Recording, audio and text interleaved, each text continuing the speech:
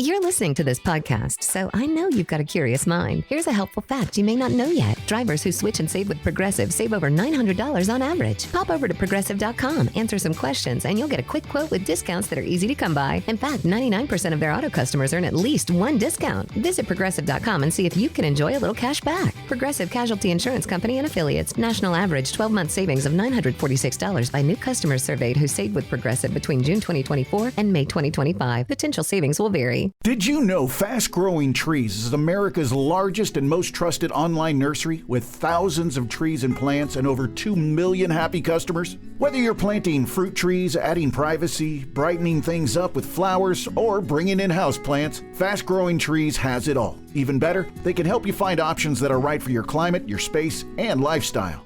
Click Order Grow. Every plant arrives healthy with the Alive and Thrive guarantee straight to your door. So if you're ready to get planting, this is the moment. Right now, they have great deals on spring planting essentials, up to half off on select plants. And listeners to our show get 20% off their first purchase when using the code WWO at checkout. That's an additional 20% off. Better plants and better growing at fastgrowingtrees.com using the code WWO at checkout. Fastgrowingtrees.com, code WWO. Now's the perfect time to plant.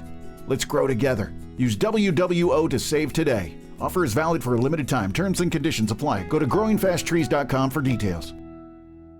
Weight Watchers now offers access to affordable GLP-1s.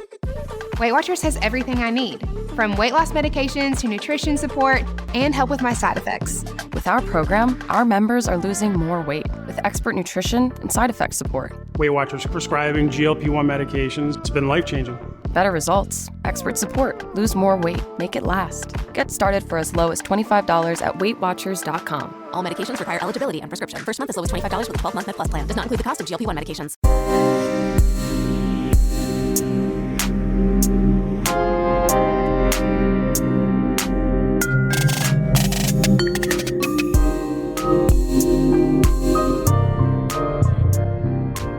Hi, welcome to Vanished Voices. We're your hosts. I'm Jenna. And I'm Shannon. If you're joining us for the first time, go back and listen to part 1 first. This story deserves to be heard from the beginning. For everyone returning for part 2, thank you for coming back. What we're about to cover is hard, but Phylicia Barnes deserves every minute of it. Now, here's where we left off.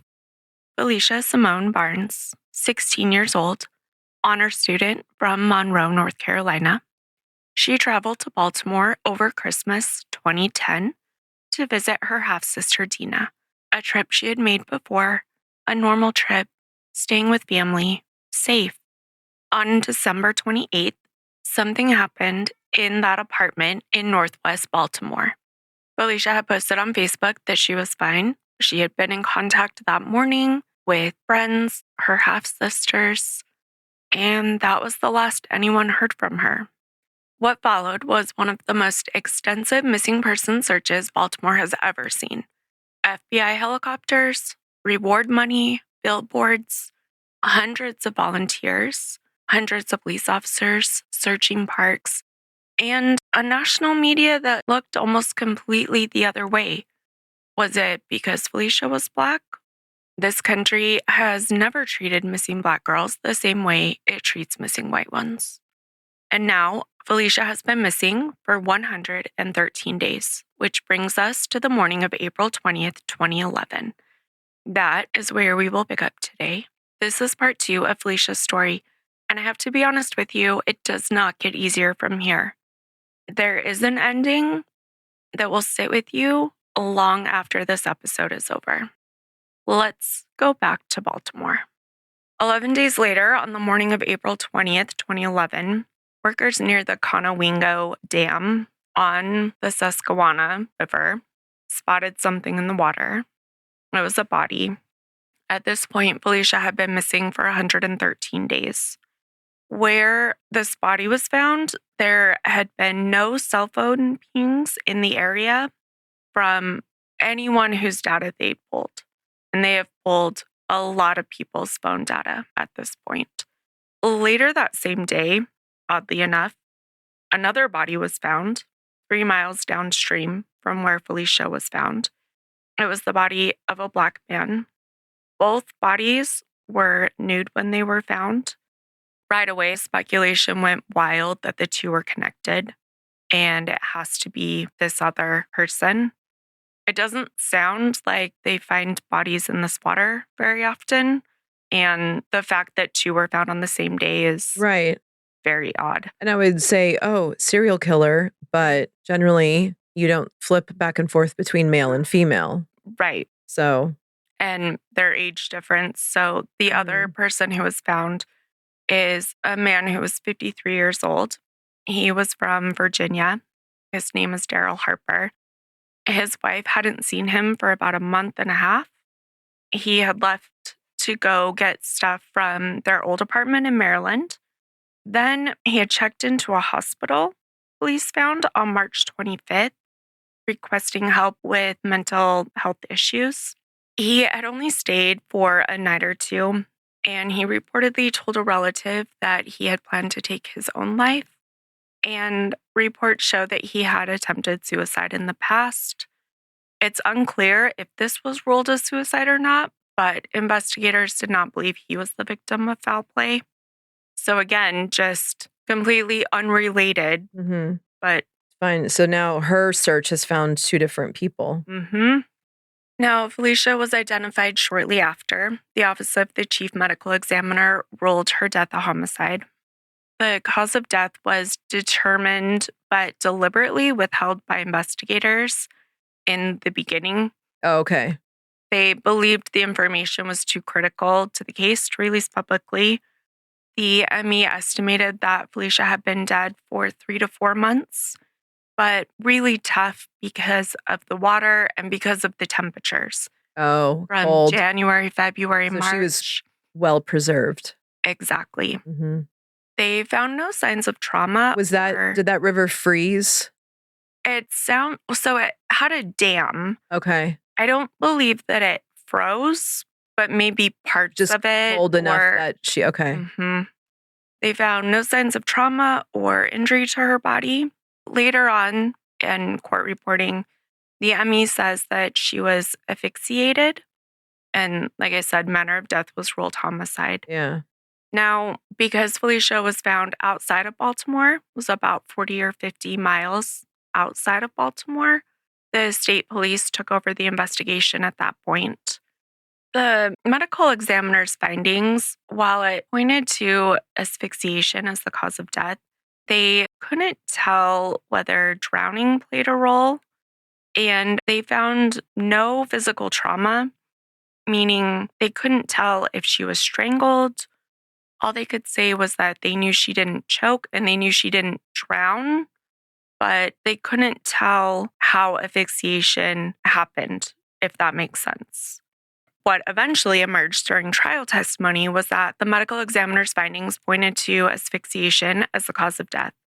Whether drowning played a role was debated. The forensic evidence showed limited, if any, indicators of physical trauma, which complicated the picture considerably. Defense attorneys would later use that ambiguity extensively. So they can't tell if she was sexually assaulted? Okay. What the river gave up and the medical examiner confirmed was this: Phylicia did not die by accident. She did not wander away and meet some random fate. Someone killed her. Someone put her in that river. Someone drove approximately an hour from the apartment she was last seen at and made sure she disappeared in the water. And that someone, investigators believed, was someone she knew. This search that followed Phylicia's discovery shifted in focus entirely. Obviously, this is no longer a missing persons case, it's a murder investigation. Resources were redirected, wiretaps went up, questioning intensified.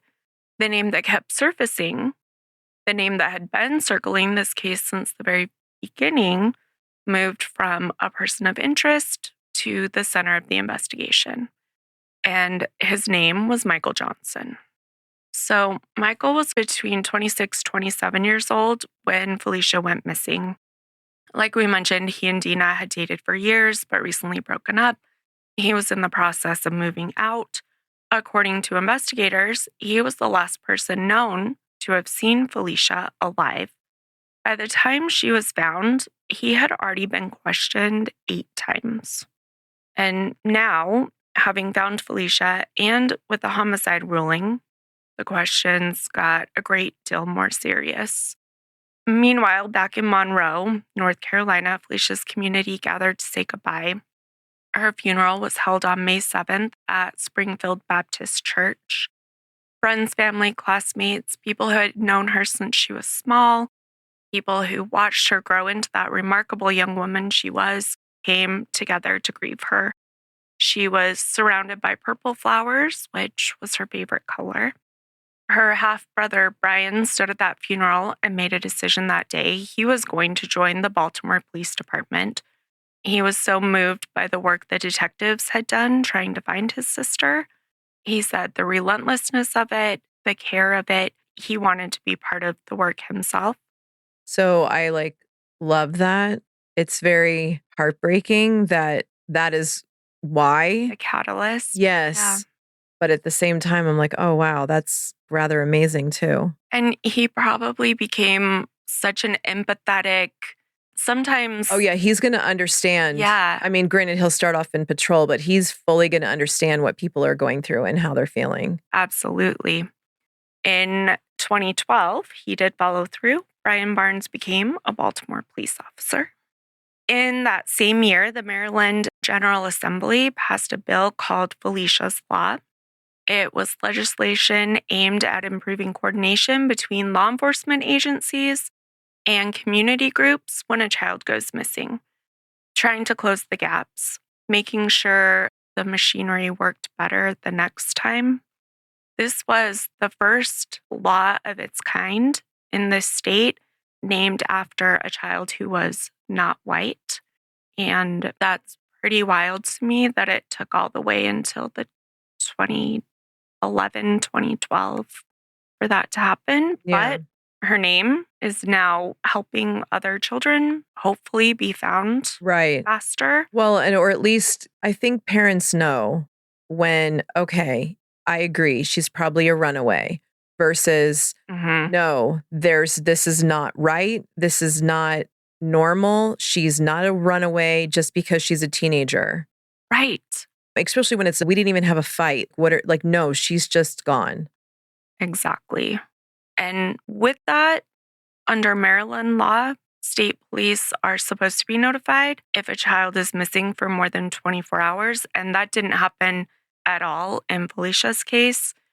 So there were absolutely gaps in the system.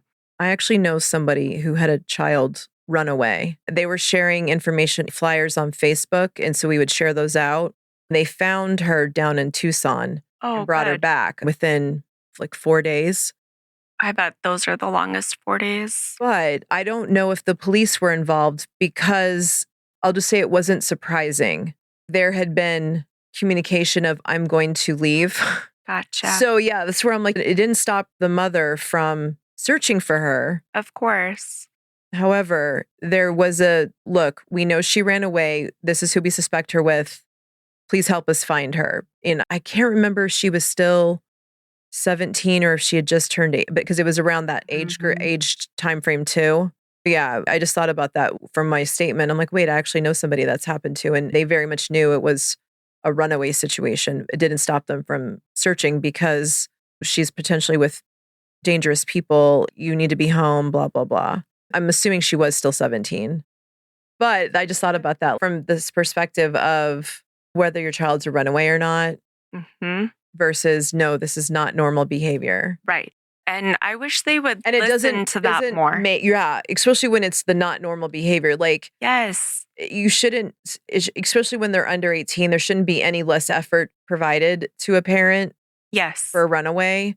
However, there's a distinct difference between the child you're having difficulties with versus the one this is just not. I don't understand why they don't listen to the parents more. Right. I don't either. And it was funny because I meant to tell you this. I was watching TV and somebody, granted, it's a fictional show. Yeah. But somebody came in to report their child missing and they're like, 9 times out of 10 just show up in a couple of, I was like, oh my God. That was literally the response. Like it was an eye roll from the detective, not even the detective, the police officer. Yeah, like and just like these always end up, which I get, it's frustrating if, again, statistically, that people turn up. Yeah. However, it doesn't make it any less nerve-wracking for the person reporting it. Totally. So yeah, I mean, just a little smidgen of concern maybe. Right. I watched something this weekend where they went in to report and they said the same thing. Yeah. 9 times out of 10, they'll show up. And it wasn't it was the burbs. Okay. Yeah. It wasn't even like the officer was literally saying that to another officer. Oh. It wasn't even like directly to the They person. were saying that to the people reporting it on the burbs. Oh, yeah. No, this was just like, they always show up within a day or two, as in this is a waste of our time. Yeah. And I was just like, oh my God. Okay, fine. You two have that conversation quietly and to the side while you're trying to find the child. Ugh. Over investigate compared to under. Right. Just in case.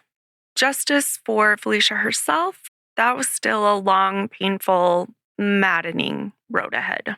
And it is a road that, depending on how you define justice, never reached its destination. Now, Michael Johnson, like we said, he's a young man from Baltimore. He had been in a relationship with Dina for a long time. So when they searched Dina's apartment, did they find any DNA, any blood, anything that would, well, of course, they said the body was actually in great condition. It was just the strangulation, so. Right. Nothing. Okay. Investigators know that Michael was probably the last person to have seen Phylicia alive, which made him significant from the beginning. But we know that's not evidence. From the moment Phylicia was reported missing, Michael was on law enforcement's radar. Questioned again. We talked about how many times he was questioned. They put a wiretap on Michael's phone. Oh, okay. I know you said wiretaps, but I didn't know with who. Yep. One of them was on Michael's phone. Okay. And those recordings would become one of the most discussed pieces of evidence in the case. In one recorded conversation, Michael is talking about Phylicia's death with family members. At one point, he wonders aloud whether his DNA might have been found under her fingernails. His explanation was that they had wrestled the day before she went missing. Why are you wrestling with a 16-year-old girl and you're in the process of moving? Right. Exactly. So he's just wondering if the water would get rid of it or if they could possibly find. I mean, and none of his family members thought that was like an odd. I mean, it is the big question. If somebody in your immediate family hurts somebody else, would you tell on them? And it's like you don't know until you're in it. And then it's like, ooh. Yeah. And I think we like to say, oh yeah, I would. But again, until you're in it. Right. You can't say what you would do for sure. Absolutely. That is a weird thing to wonder. It is.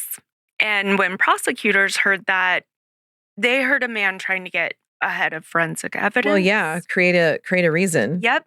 Create a reason before anyone asks funny how about it. Wrestling seems to be the common reason in cases that we've looked into. Mm-hmm. I guess there's a lot of wrestling going on. It's weird because I don't have that at my house. I can't remember the last time I wrestled. I can't either. Probably fighting with my brother when I was 12, wrestling. I don't think I wrestled at all ever because I have all sisters. Mm. When the defense heard that, they interpreted it as a young man making an offhand comment in a private conversation. Nothing to see here, of course. No, I'm not. That's a weird thing to come up with. Yeah. Now, one thing, do we know who else had their phone tapped? I don't. Okay. He's the only one who's gone to trial. Ah, so he's actually been charged. Okay. Yeah. Part of the cell phone data showed that prior to Phylicia going missing in the 6 months before, Michael and Phylicia had exchanged over 600 text messages. What's that time frame? 6 months. prior or after? before Phylicia went missing. Oh. hmm Oh. Yeah. Okay. So a lot. And Odd. yes, it doesn't sound like they were Inappropriate. it more. And so the prosecution inappropriate said, in that you're communicating with a minor. yes. That you're okay. You've been with her sister for years. You would maybe call yourself not an uncle, but brother-in-law. Brother-in-law, kind of. But like, still, That's a lot. it's a lot. Was Dina aware of that? That I tried to find and couldn't. Okay. And now that is kind of the time when their relationship was going downhill. Yeah. Oh. But it doesn't sound like they were inappropriate or romantic or anything like that. The prosecution framed it as, well, he was grooming her. Yeah, I was going to say that grooming word's going to come in. No, we're just friends. I mean, so yeah, even, but that's what grooming is. If he establishes communication with her, again, without being explicitly inappropriate, now he's fully, quote unquote, grooming. Because again, I still think it's weird that you would be communicating with your girlfriend's minor sister. Right. Agreed. And especially extensively. Yeah. Sure, one or two, a happy birthday. Right. But no, yeah. Yeah. So that was another thing that pushed them. Then I would have to say Dina did not know. It doesn't sound like it. Yeah. But I have more for you. They worked on pulling their case together. It is very much circumstantial. 1 year and 5 days after Phylicia's body was found, so on April 25th, 2012, Michael was arrested. He had been on the wiretap saying that he was thinking about fleeing to Brazil so that they couldn't extradite him, which I'm pretty sure that they still could. I think he's wrong on that. But that made it so he didn't get a bail set when he was arrested. They arrested him on first-degree murder charges. When he was taken into custody, his mugshot and his first court appearance, he had a black eye and other injuries. The defense says that the police officers roughed him up. Police officers say that he was running, fleeing where they were. Already from the beginning, we've got two completely different sides. The first trial began in January of 2013. The prosecution built their case around a few key pillars. The first was the wiretap phone calls, Johnson's recorded comments about the DNA, and actually, they didn't find any DNA on Phylicia. So he didn't even need to have that conversation. His discussions with the case, with family members, prosecutors argued it was some consciousness of guilt. There was testimony from Dina herself. Phylicia's half-sister took the stand. Prosecutors found on his phone a 16-minute video, and it had actually been from the summer before. It's a sexually charged video. It involves Dina, Phylicia, Michael, and Michael's younger brother. I guess the summer before, they had been at a party, and Dina had encouraged Phylicia to have a drink or two. Then they had decided to go streaking. Then they went back to Dina's apartment.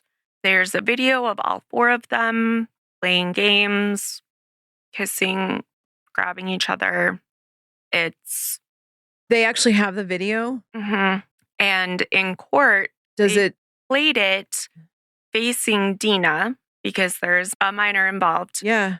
Now, I believe Marilyn's age of consent is 16, but still the age difference where she's 16 and he's in his 20s because he is on the video. Then the other younger brother. He was Right. also 16. Exactly. So is it...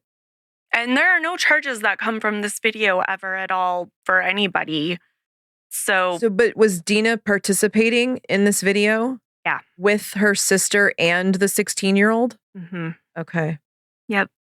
And the prosecution argues that this night was a turning point. It's when Michael became extra interested in Phylicia.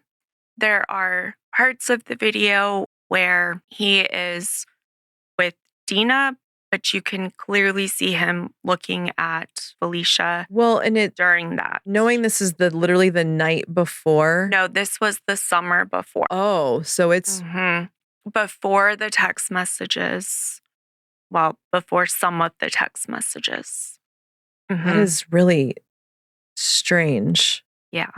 It is really strange. So now she's really 15, not 16, if it's the summer before. She would have been 16 because her birthday is right at the beginning of January. Okay. So she was 16 in that, but still too young. Again, it's your sister. Yeah. And you've got a 10-year age gap here. Yeah. And it's the fact that you're also involving another minor Mhm. boy. His brother. And so they played it in court, but facing Dina, and then asked her questions during it, which I'm sure was... So the jury didn't see it? They didn't see it. Okay. But they heard about it. Oh, and that's probably because there's minors in it. Right, Yeah. exactly. Now, one of the law clerks, as they were getting ready to go to trial, realized that the Easy Pass that Michael had applied for had a different phone number than the number that they had subpoenaed and gotten all of the records from.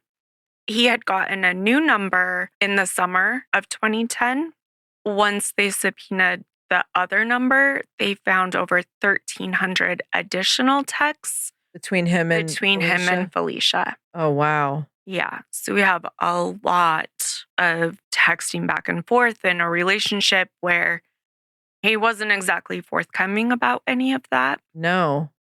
Now, they also brought a witness whose name is either James McCrae or he goes by a couple names, but he's basically a petty criminal who has testified in a few high-profile crimes.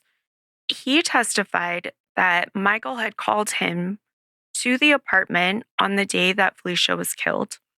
He said that Michael had shown him Phylicia's body and asked him for advice on what to do with this situation that he's in. They couldn't find any links between Michael and this witness, James. Like, they couldn't find a phone call to him in Michael's phone records. They couldn't find text to him. They couldn't prove a way that he had gotten James to come to the apartment that day. The state argues that there are things that James knew about Phylicia and about the situation that were not public knowledge. They also claim that James was about to get out of prison and he wasn't getting anything in exchange for testifying. Now, the defense points out a couple things. First, James claimed that it happened before Christmas when it was after. He talks about being on a second floor apartment, and this apartment was actually the basement level. Also, they pointed out that there were no phone calls between the two on the day of, and a few other things about his credibility. So, not exactly the star witness that the prosecution had hoped for, but he was part of this.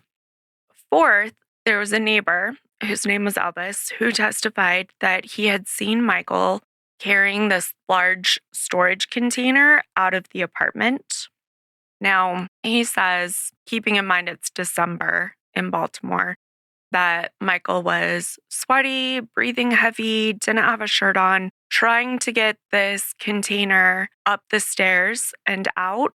And he offered to help Michael move it, and Michael would not let him. He said, no, I've got it. No, thank you. I don't need your help.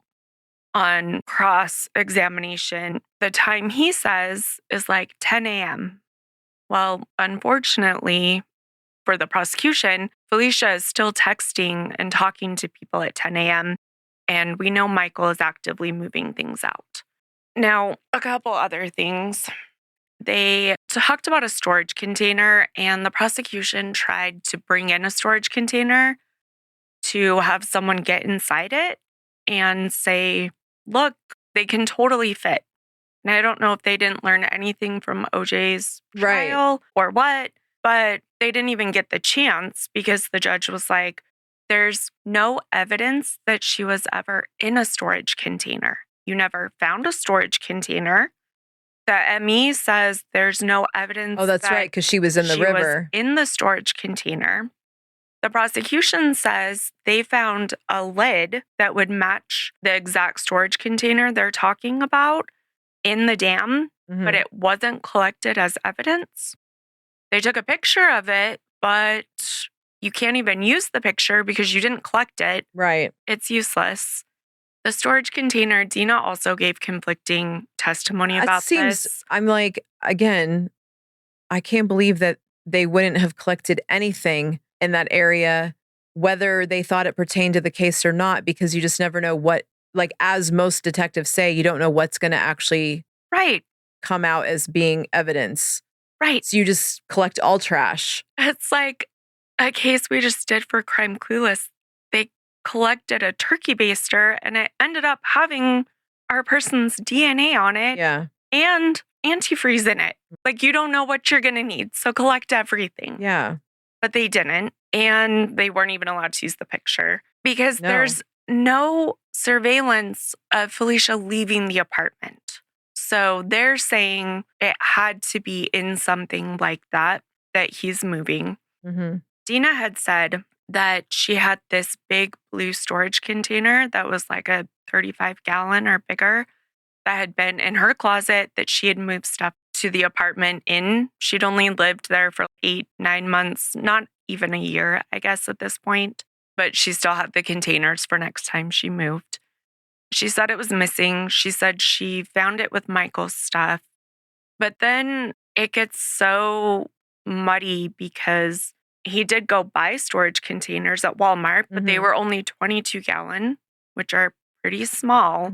She says hers was bigger, but then she says he replaced one of hers with one of the small ones. But she can't be sure which size it was. They're all blue. The storage container is so messy. You could tell it was moved or gone. I don't know. Again, why didn't you say anything sooner?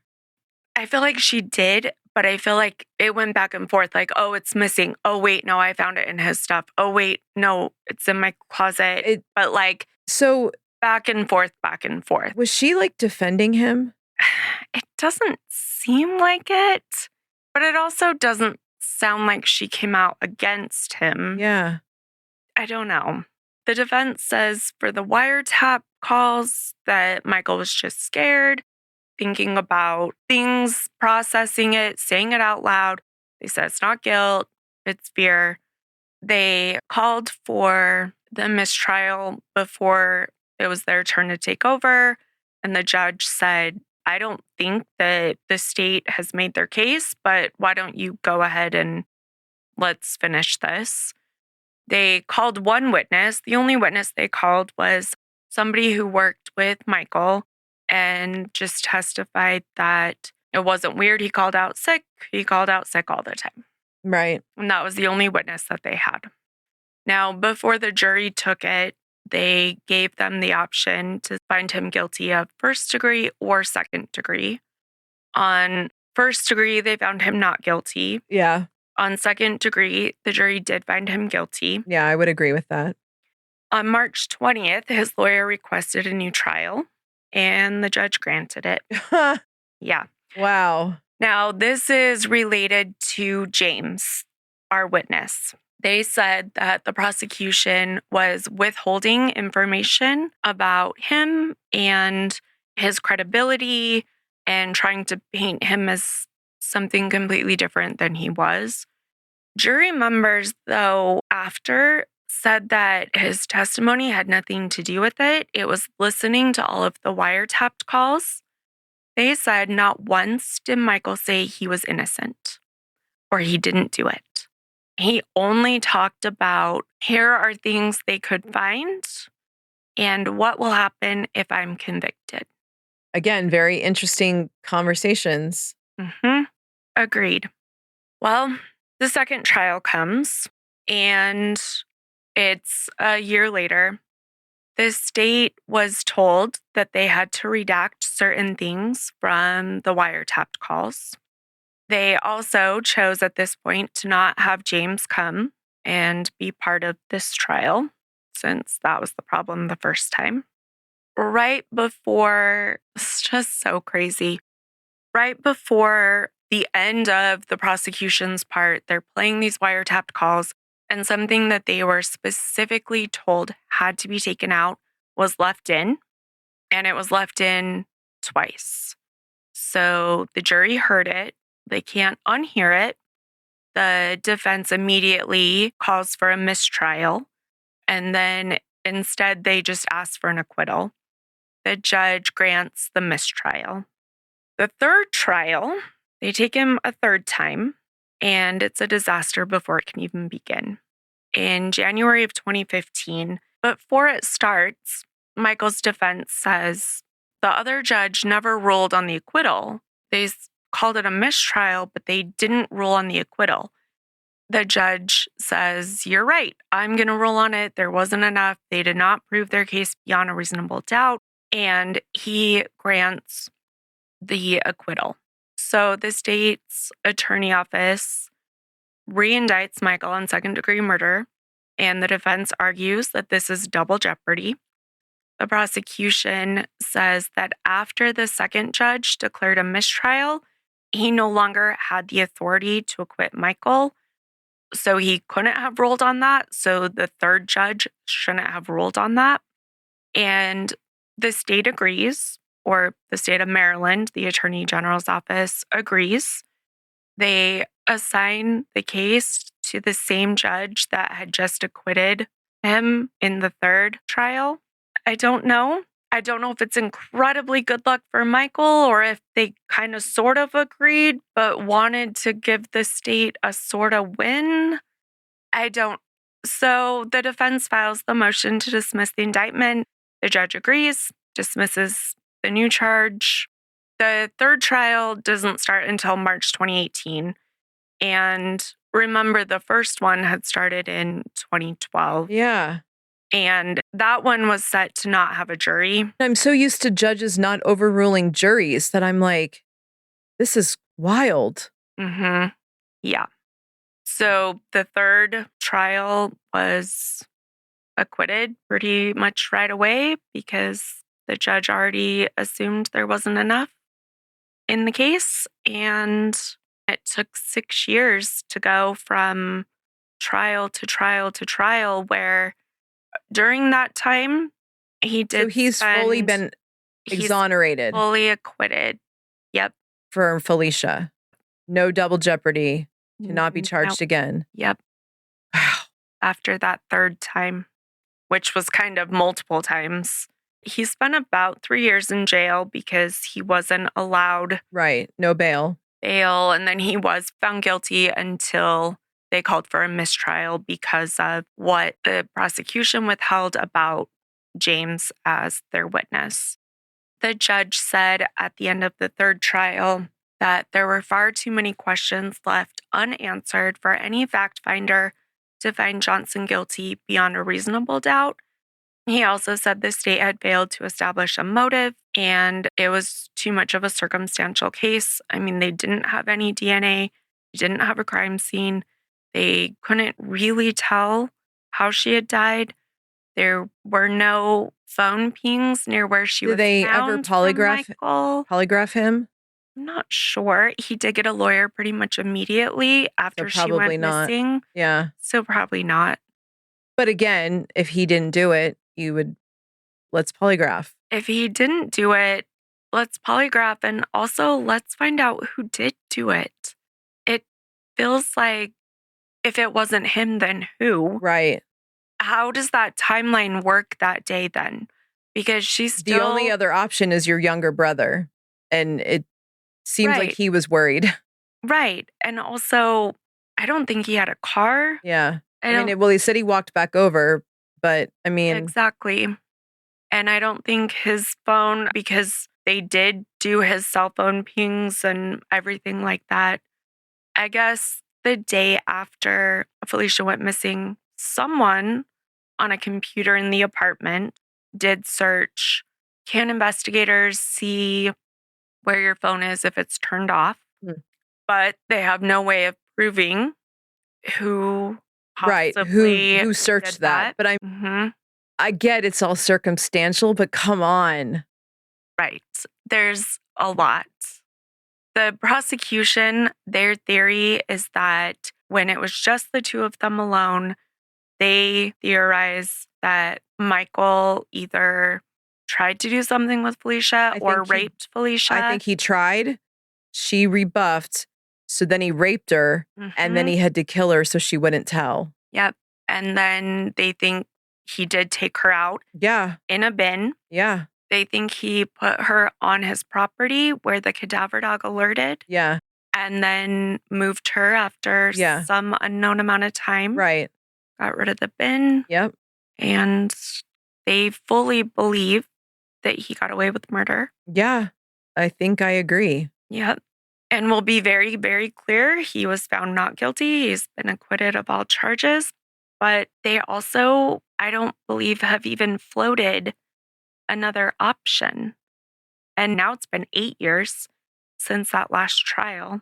I mean, well, yeah, I don't think there's any other options because they have their option. They know, like, it's very much circumstantial case, but I can see why a prosecutor agreed to issue an arrest warrant. Right. And I believe when they took it to the grand jury the first time, they said, no, there's not enough.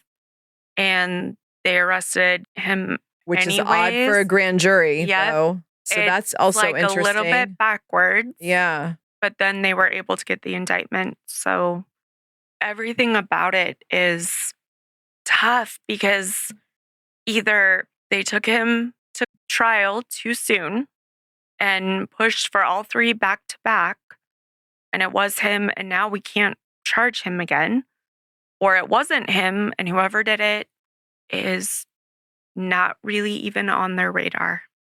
Can you think of another scenario that this could be, aside from her really deciding to go out and maybe being missed on surveillance and meeting foul play, opportunistic?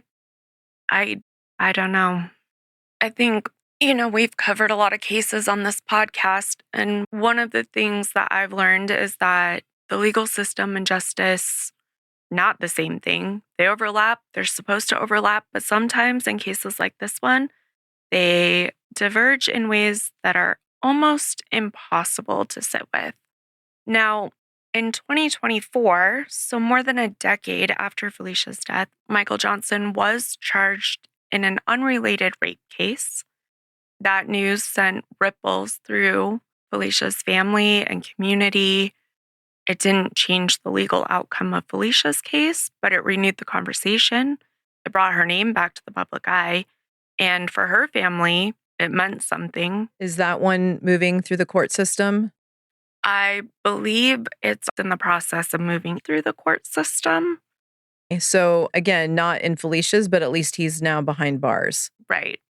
Who knows for how long. If she was underage, that would also be very telling. Really, yeah. And because I think about it, I know him and Dina were the same age, but if they were really together for a decade, that means they also met as minors. Exactly.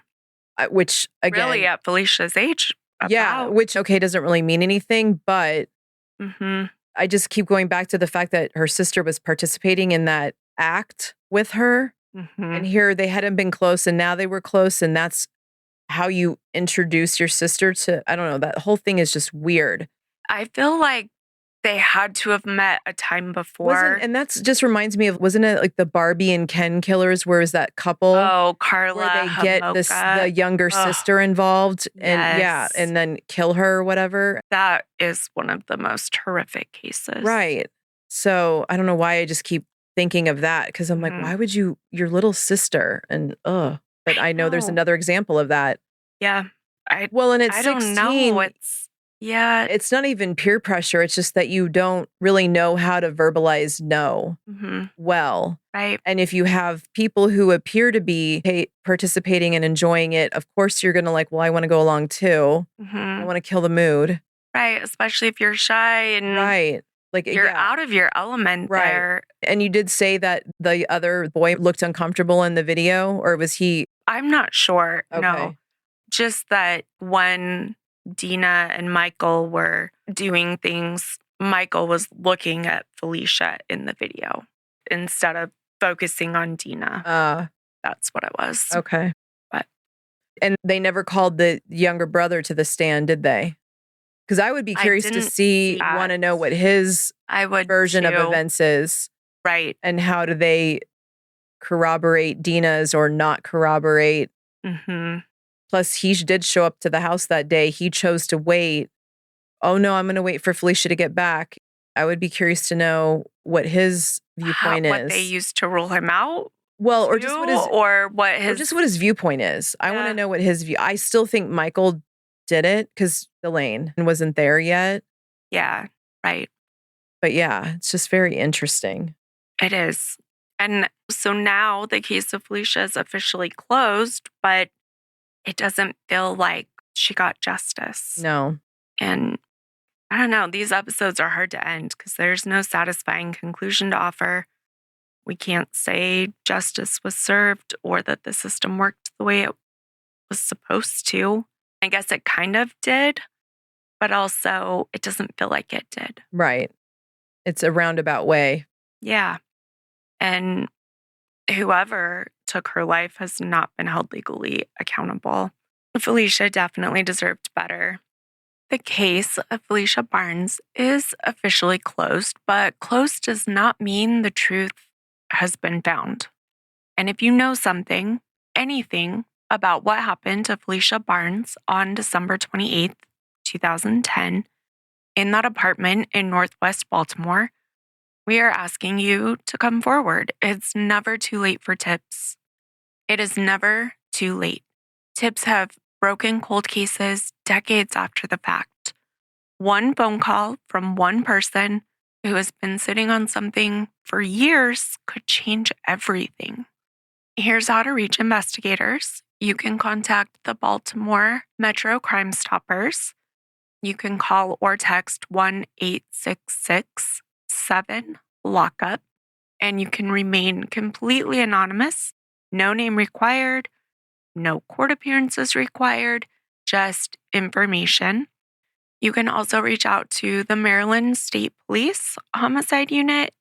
The investigators who worked Phylicia's case can still receive tips. Contact them through the Maryland State Police tip line, 1-800-CALL-FBI, or the FBI Baltimore field offices.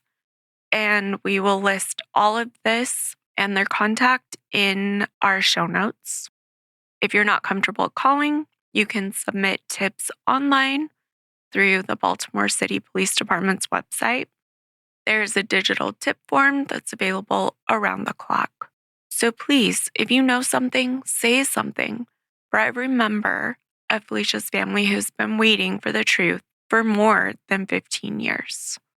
I started this episode by telling you about a 16-year-old girl, a straight-A student, an athlete. She had a future ahead of her that should have been long and full and entirely hers. I told you that almost nobody outside of Baltimore and Monroe, North Carolina, know her name. And I hope that is no longer true for you. I hope you carry Phylicia Simone Barnes with you when you leave this episode. Not just as a case, not just in the trial coverage, but as a person, a real specific, irreplaceable person who deserved so much more than she got from the systems that were supposed to protect her. and the cameras that were supposed to tell her stories. Her family gave everything they had to make sure she was not forgotten. The least we can do is make sure she isn't. Say her name, share this episode, and if you know something, you know what to do. Thank you for joining us for this episode of Vanished Voices. We are grateful you've chosen to spend your time with us as we bring attention to these stories that too often go unheard. If you'd like to learn more about the resources and sources we used in today's episode, visit our blog, linked through our website at vanishedvoicespodcast.com. Be sure to connect with us on Instagram, TikTok, and YouTube. Just search for @VanishedVoicesPod. We'd love to hear your thoughts, feedback, and reflections and to continue building this community with you. If you found value in today's episode, please take a moment to rate, review, and share the podcast. Your support not only helps us reach more listeners, but also helps amplify the voices of those who can no longer speak for themselves. You can find Vanished Voices on Apple, Spotify, Amazon, YouTube, and all other major streaming platforms. And as always, refuse to let these voices vanish. Thanks. Bye. Bye.